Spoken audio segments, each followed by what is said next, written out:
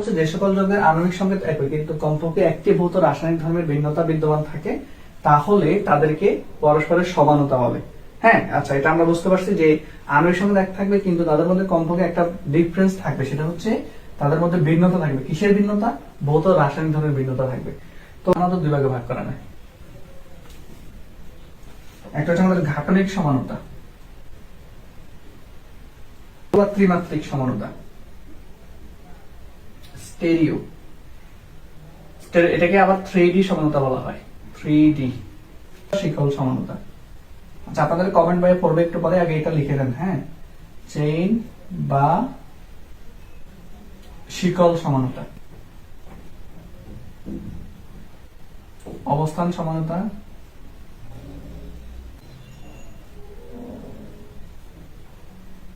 Metamerism,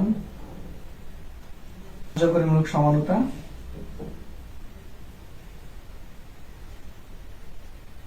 মানে 5 ভাগে ভাগ করা যায়। আমরা বলছিলাম একটু আগে টটোমারিজম, এটাকে দুই ভাগে ভাগ করা যায়। একটা হচ্ছে আমাদের জ্যামিতিক সমানতা, আলোক সমানতা। সমানতাকে প্রধানত দুই ভাগে ভাগ করা, একটা ঘাটনি, একটা স্টেরিও। আবার ঘাটনি আবার 5 প্রকার: চেইন বা শিকল সমানতা, অবস্থান সমানতা, তারপর হচ্ছে আপনার মেটামারিজম, তারপর হচ্ছে আপনার টটোমারিজম, এরপর হচ্ছে আমাদের কার্যকরীমূলক সমানতা এগুলা।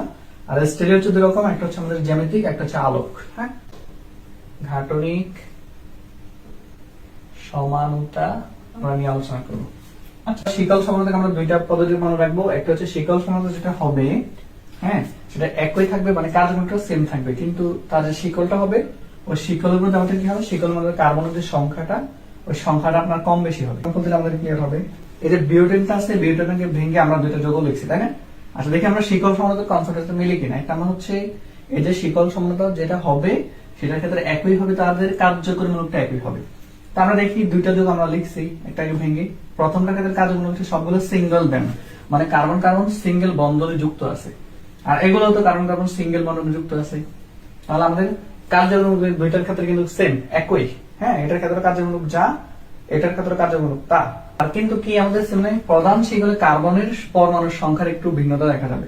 দেখি তো এখানে কার্বনের সংখ্যা কয়টা, প্রধান শিকল কোনটা, পুরোটা লম্বাটা প্রধান শিকল। তাহলে এখানে আমরা যদি দিক থেকে গণি তাহলে 1 2 3 4, তাই না? আচ্ছা, 4, এটা হচ্ছে বিউটেন হবে।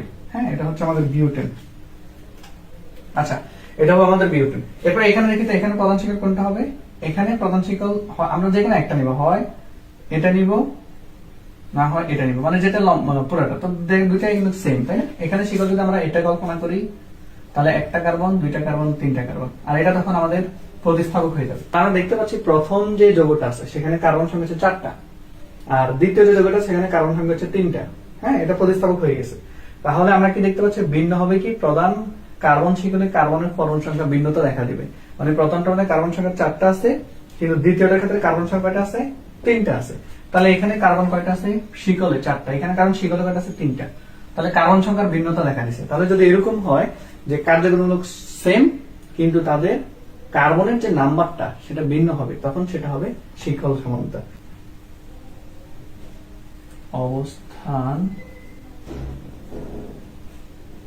সমানতা, এখানে যেটা আছে যৌগটা এটা কিন্তু একই ঘাটনির সঙ্গে ছক, কিন্তু তাদের কনফিগারেশন হ্যাঁ দুই রকম আসছে। একটাতে আমরা দেখতে পাচ্ছি যদি আমরা গণি কার্যকরীমূলক যেদিকে আছে সেখান থেকে নামকরণ করতে হয়, ওটা কাছে আছে অ্যালকোহল, তাহলে এদিক থেকে আমরা গুনবো 1 2 3, তাই না? আচ্ছা, আর এদিক থেকে যদি আমরা গুনি, এদিক থেকে ইচ্ছা, এই দুইটার ক্ষেত্রে ইচ্ছা, কারণ ওয়েস্টটা মিডলে আছে। হ্যাঁ, আমরা যেদিক থেকে গুনি কোনো সমস্যা নাই।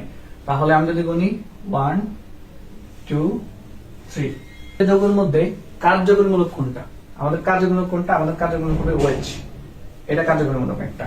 আর এখানে কার্যকরীমূলক কোনটা, এখানে কার্যকরীমূলক হচ্ছে এটা। তাই একই কার্যকরীমূলক কিনা, দুইটার ক্ষেত্রে কিন্তু কার্যকরীমূলকটা একই, এটার ক্ষেত্রে OH, এটার ক্ষেত্রে OH, কিন্তু এদের অবস্থান কি সেম না। প্রথম যে OH-টা এটা হচ্ছে 1 নাম্বার কার্বন আছে। হ্যাঁ, 1 নং কার্বনে 1 নং কার্বনে OH-টা আছে প্রথম যৌগের মধ্যে, কিন্তু দ্বিতীয় যৌগের মধ্যে কার্বন অবস্থানটা কত নাম্বার কার্বনে, 2 নাম্বার কার্বনে আমরা OH-টাকে দেখতে পাই। তাহলে দেখেন কার্যকরীমূলক অবস্থানটা পরিবর্তন হয়েছে, তাই না? তাহলে কি ছিল যে একটা যৌগের কার্যকরীমূলকটা সেম থাকবে, কিন্তু তাদের অবস্থানটা, তাদের নাম্বারিংটা চেঞ্জ হবে। মানে প্রথমটার ক্ষেত্রে ওয়েজ যেখানে থাকবে, পরেরটা ওয়েজ সেখানে থাকবে না। তাহলে আমরা দেখতে পাচ্ছি প্রথমটা হচ্ছে 1 নং কার্বনে ওয়েজ, আর পরবর্তী ওয়েজটা চলে গেছে 2 নং কার্বনে, তাই না? এটাই। তাহলে এই যে সিস্টেমটা, এটাকে বলা হয় কার্যকরীমূলক সমানতা বেশি। যে মেটামরিজম হচ্ছে কার্যকরীমূলক কি থাকবে, একই থাকবে। দেখেন তো, এটা কার্যকরীমূলক কীটনমূলক, এটাও একটা কীটন, এটাও একটা কীটন, এটা একটা কীটন। তাহলে বুঝতে পারছি যে সব জায়গায় কার্যকরীমূলকটা কি আছে, একই আছে, তাই না? তো কথা হচ্ছে যে ভিন্ন কোন জায়গাটা হবে, যে মূলকের উভয় পাশে কার্বন পরমাণুর অসমতা। মানে এটা হচ্ছে আমাদের মূলক, এটা হচ্ছে আমাদের মূলক, মানে কার্যকরীমূলক, এটা কার্যকরীমূলক। এখন দুই পাশে দেখতে কার্বন সংখ্যায় অসমতা আছে কিনা, একই কার্যকরীমূলক থাকবে, কিন্তু যে কার্যকরীমূলকটা হবে সেটার আশেপাশে মানে দুই সাইডে কার্বন সংখ্যা 1 থাকবে না। ওয়ান কাইন্ড অফ অবস্থান সমানতা। তো আমরা এই C4H10O এর জন্য দুইটা যৌগ আমরা ভেঙে, প্রথম যৌগটার মধ্যে আমরা দেখতে পাচ্ছি যে এটা হচ্ছে কার্যকরীমূলক, তার এক পাশে হচ্ছে কার্বন সংখ্যা 1টা, আর এদিকে আছে 3টা, তাই না? এদিকে কার্বন হচ্ছে 1টা, এদিকে 3টা। তাহলে ভিন্ন আছে কি কার্বন সংখ্যা মূলকের উভয় পাশে, আর এক কি দুইটার কার্যকরীমূলক সেম। এটার এক পাশে হচ্ছে 1টা, এক পাশে হচ্ছে 3টা। এটা হবে CH3 হবে। তাহলে আমরা কি বুঝতে পারছি যে কার্বনের মূলকের আশেপাশে কার্বন সংখ্যার ভিন্নতা, আর মূলকের আশেপাশে কার্বন সংখ্যার ভিন্নতা, কিন্তু তাদের কার্যকরীমূলকটা সেম। দ্যাটস ওয়াই আমরা বলতে পারি which is মেটামরিজম আইসোমারিজম। প্রথম যৌগের ক্ষেত্রে কার্বনটা ছিল অ্যালডিহাইডে, তাই না? এটা পরিবর্তিত হয়ে কি হয়ে গেছে, কিটোন হয়ে গেছে। দেখেন পরিবর্তন হয়ে সেটা কিটোন হয়ে গেছে, মানে চেঞ্জ হয়ে গেছে, আমাদের কার্যকরীমূলকটা চেঞ্জ হয়ে কিটোন হয়ে গেছে। তাহলে এরকম যদি আমরা দেখতে পাই যে কার্যকরীমূলকটা চেঞ্জ হয়ে যায়, আগেরগুলো কিন্তু কার্যকরীমূলক চেঞ্জ হয় না, তাই না? আমরা অবস্থান এবং হচ্ছে আমরা মেটামরিজম কি দেখছি যে উভয় জায়গায় কার্যকরীমূলকটা সেম থাকে, কিন্তু এখানে কিন্তু সেম থাকতেছে না। এখানে কি হচ্ছে, এখানে হচ্ছে অ্যালডেহাইড ছিল, সেটা চেঞ্জ হয়ে গেছে কিটোন, তাই না? এরকম যদি হয় তাহলে সেটা আমাদের অবশ্যই হবে কি, আমাদের হবে কার্যকরীমূলক সমানতা। হ্যাঁ, এই তুলে নেন এবং ক্লিয়ার কিনা একটু জানাই দেন, তাহলে ভাইয়েরা টটোমারিজমে যাবো। টটোমারিজমের মধ্যে হয় কি, কার্যকরীমূলক ভিন্ন থাকে আর গতিশীলতা বিদ্যমান থাকে। অন্তত একটা আলফা হাইড্রোজেন থাকবে। আমরা তো আলফা হাইড্রোজেন বুঝছি যে মূল কার্যকরীমূলকের সাথে যদি কোনো জিনিস থাকে, কার্বন থাকে, সেটা আলফা কার্বন হয়, আর আলফা কার্বনের হাতে যতটা হাইড্রোজেন সেটা হচ্ছে আলফা হাইড্রোজেন। ঠিক আছে, 3টা না, একটা হাইড্রোজেন এখানে উঠে যাবে। মনোযোগ দেন ভালো করে, এখানে কি ঘটনা ঘটতেছে দেখেন। একটা হাইড্রোজেন, একটা বন্ধন, দুই বন্ধন থেকে একটা নেমে আসবে এটার সাথে, আর এখানে একটা হাইড্রোজেন উঠে যাবে, উঠে গিয়ে তারা এইখানে এই জায়গাটা তারা ওয়েজ তৈরি করে ফেলছে। কারণ হচ্ছে এখান থেকে দুই বন্ধন থেকে একটা বন্ধন নেমে আসে, এটার সাথে দুই বন্ধন তৈরি করে ফেলছে, আর এখান থেকে একটা হাইড্রোজেন উঠে গিয়ে ওয়েজের সাথে ওয়েজ তৈরি করে ফেলছে। মানে রাতারাতি আপনার কিটোমূলকটা চেঞ্জ হয়ে আপনার ওয়েজ মূলকে কনভার্ট হয়ে গেছে। আর এই জিনিসটা অনেক দ্রুত সম্পূর্ণ হয়, দ্যাটস ওয়াই এটাকে বলা হচ্ছে গতিশীল সমানতা। হ্যাঁ, তা একটু তুলে নেন। আর বুঝতে পারছেন কিনা টটোমারিজম, একটু ভাইকে কমেন্টে জানাই দেন।